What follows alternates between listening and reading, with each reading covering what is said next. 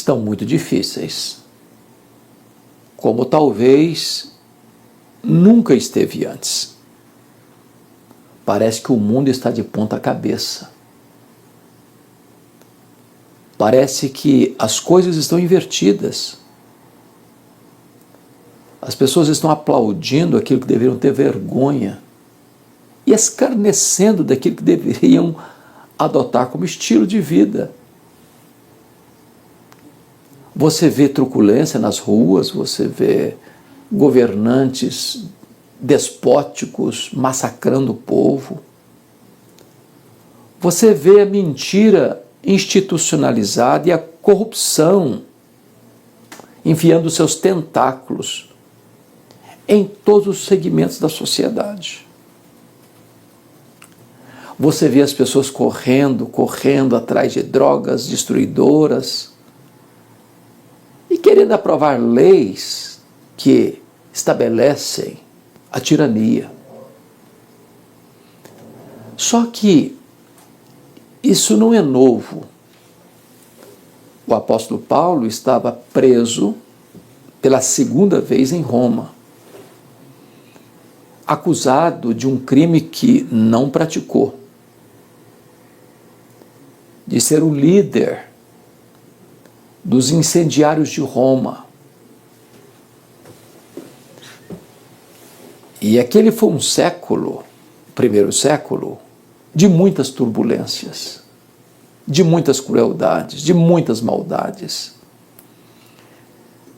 E se você olhar o histórico desses governantes, você vai ver o que aconteceu no governo de César Augusto, de 27 a.C. a 14 depois de Cristo, do seu sucessor Tibério César, do ano 14 ao ano 37 da era cristã, sucedido por Calígula, um homem terrível, que governou de 37 a 41, sucedido por Cláudio, que governou de 41 a 54 da era cristã, que foi sucedido por uma pessoa pior ainda, Nero, que governou de 54 a 68,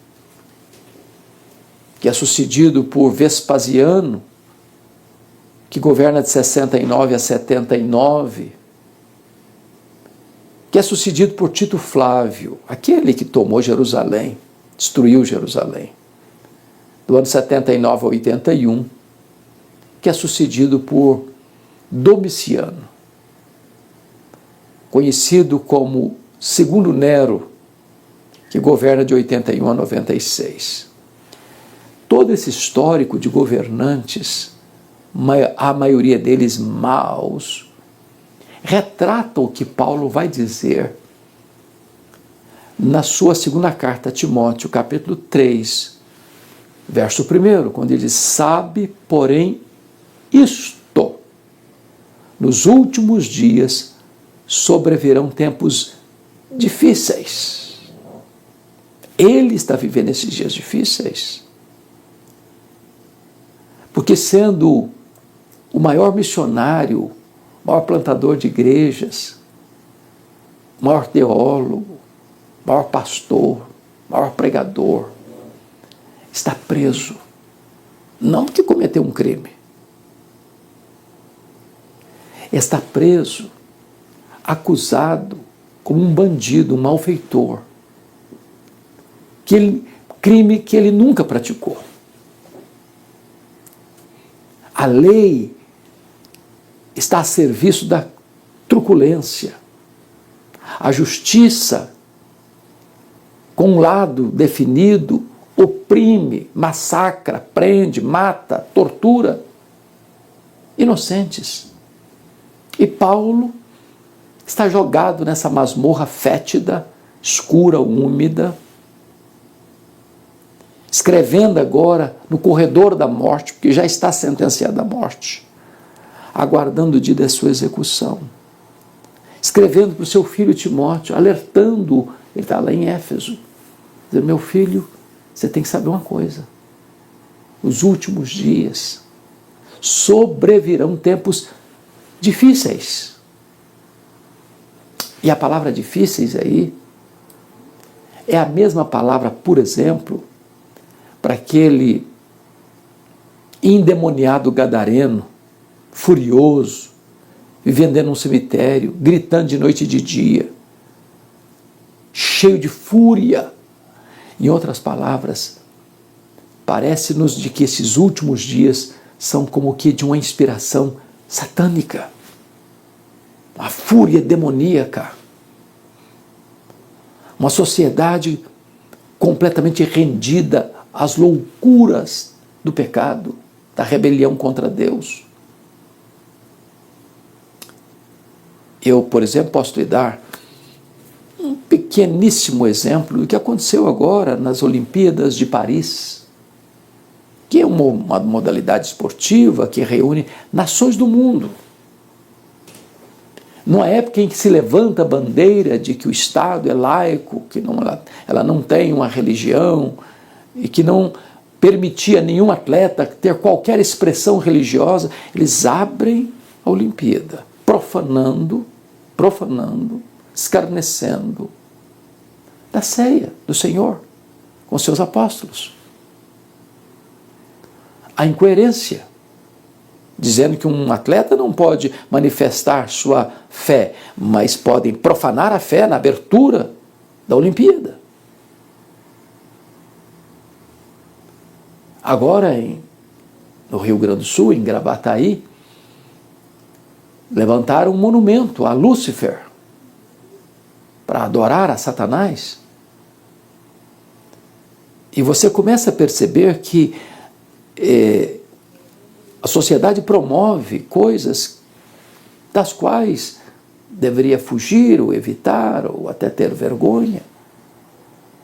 A promoção do mal, de leis opressivas, de uma sociedade que se corrompe na promiscuidade sexual, no assodamento das drogas, abraçando ideologias perniciosas que destroem as bases da sociedade, que destroem os valores da família, que arruinam os alicerces. Ora, destruídos os fundamentos, o que poderá fazer o justo? Onde você não tem mais uma estrutura confiável da sociedade, onde você não tem mais esperança de que os tribunais julguem de acordo com a lei, porque tantas vezes demonstram parcialidade. Então Paulo vai dizer para Timóteo: ô Timóteo, você tem que entender isso. Você tem que saber disso, meu filho, para você não ser colhido de surpresa e ficar aí perdido, confuso, sem saber. Não espere dias róseos, não espere dias fáceis, são dias furiosos, difíceis. E ele, Paulo, no corredor da morte, vai expor para o seu filho Timóteo um corolário de vícios, de perversões, de distorções na sociedade que vão acontecer. Eu vou pedir sua licença para ler.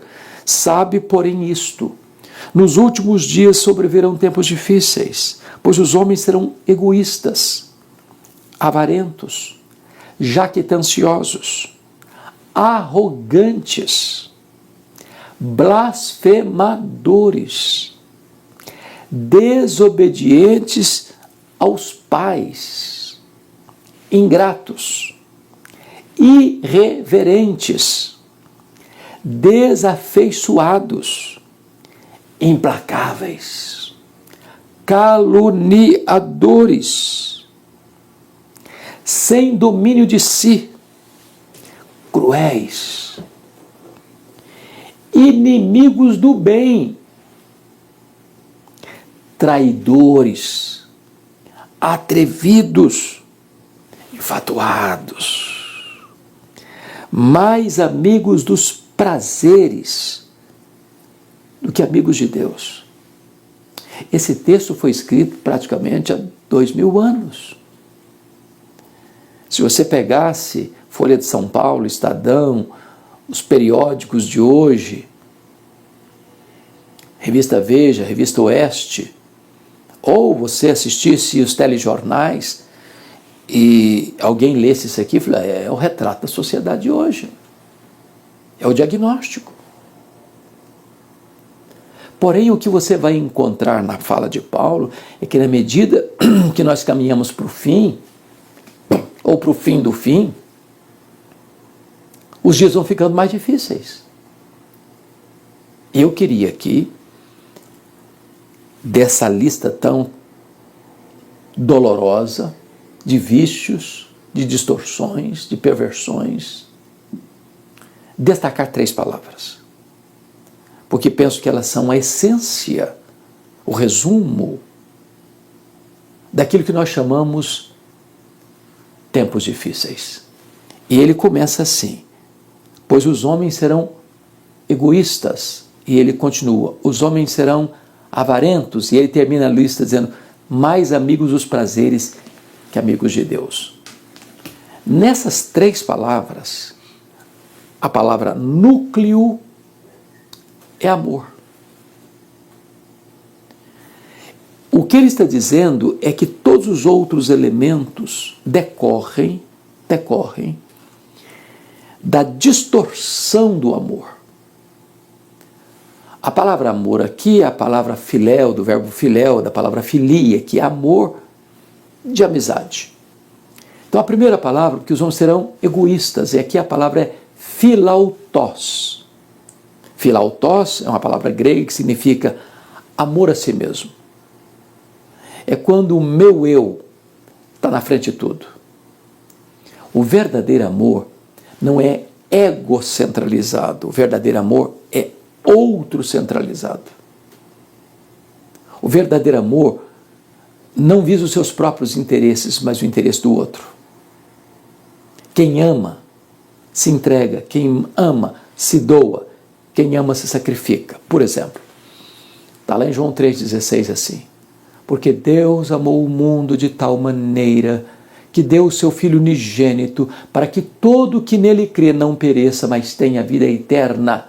Deus amou-nos e entregou-nos o seu Filho para morrer pelos nossos pecados. Isso é amor. Lá em 1 de João 3,16 diz assim: e nisto conhecemos o amor,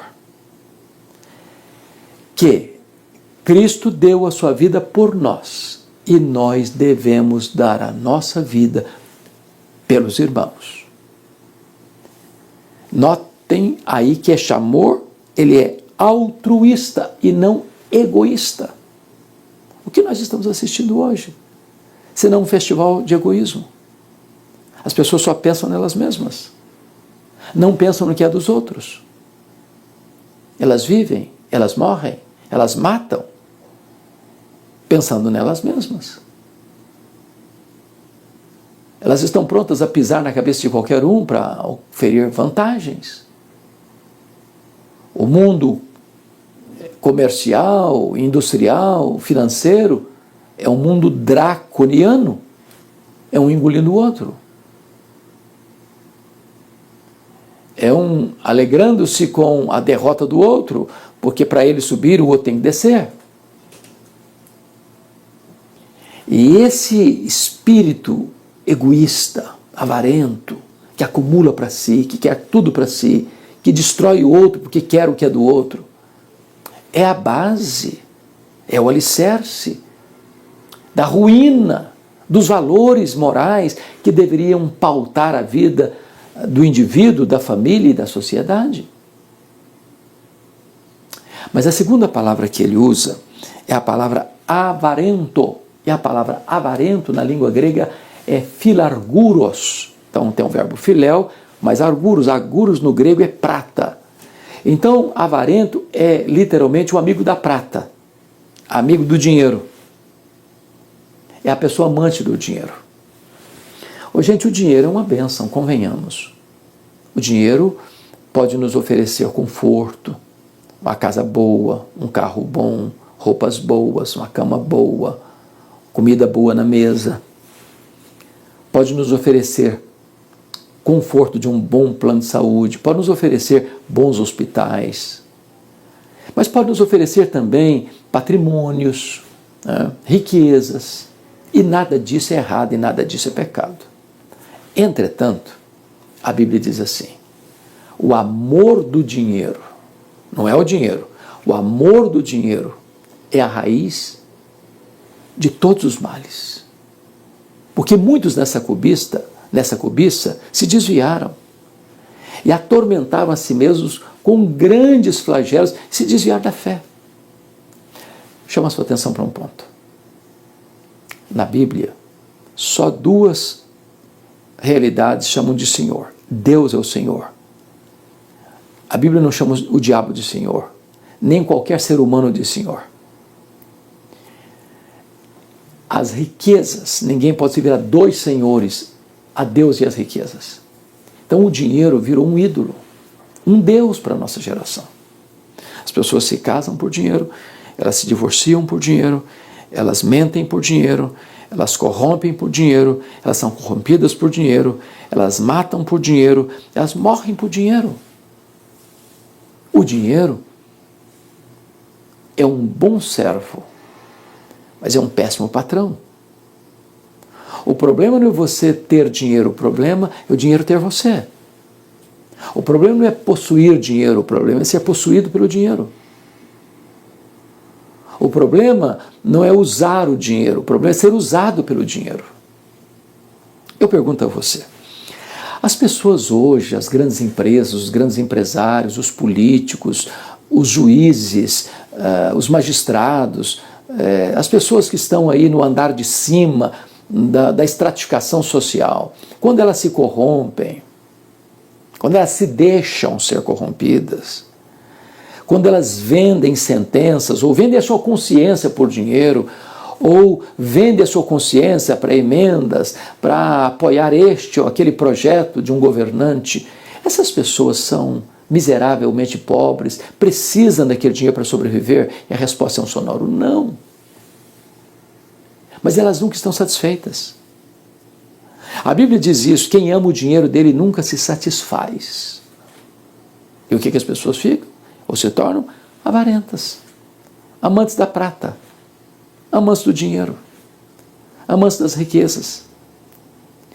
E elas podem chegar a ponto de serem os mais ricos e ainda assim ter um buraco lá na alma delas.